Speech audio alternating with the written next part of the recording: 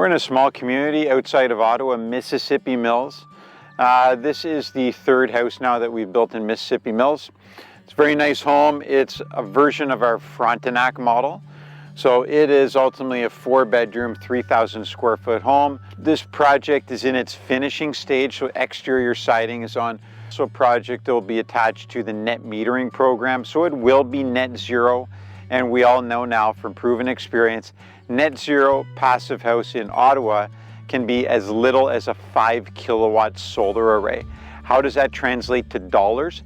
Less than a $20,000 net zero system. Putting more money back into the pocket, it's ultimately a cheaper way to live. No reason not to do it.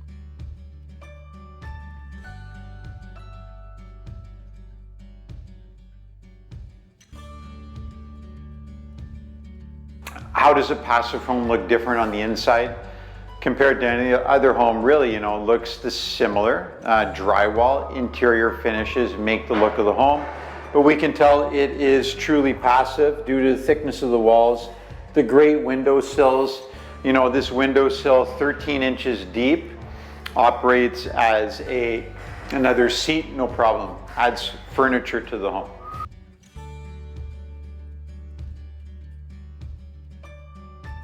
This house is at the finishing stage. We call it the drywall stage. Drywall is happening. So interior finish put on the wall. It's in taping, mudding stage right now. So the rest of the interior finishes will be following after the drywall, floor finish, all the interior carpentry, stairs will go in, walls will be painted, of course. Started making it look good.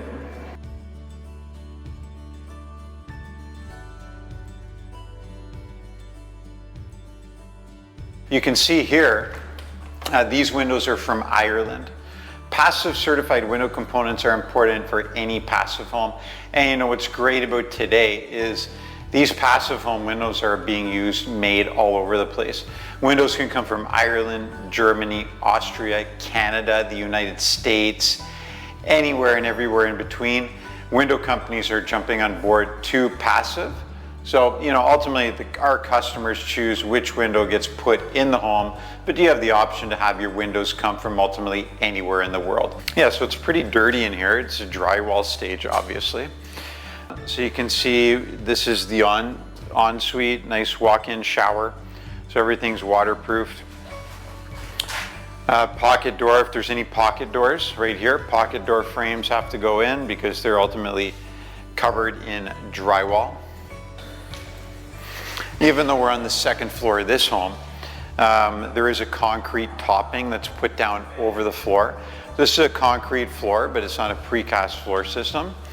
It's a 2-inch concrete topping poured over conventional wood subfloor. Staircase opening. So 10-foot, 9-foot ceilings ultimately place the top of the second floor 10 feet above the lower floor. Other section of the house. This will be another bedroom, washroom with a walkout onto second floor patio. Composite decking, zero maintenance decking, beautiful stuff, nice and bright, reflecting the sunlight, keeping the floor cool for hot summer days like today. People researching building your new house will instantly find net zero codes are going to be in place very soon from now. So protect your investment built to those future code standards, which is ultimately a net zero standard.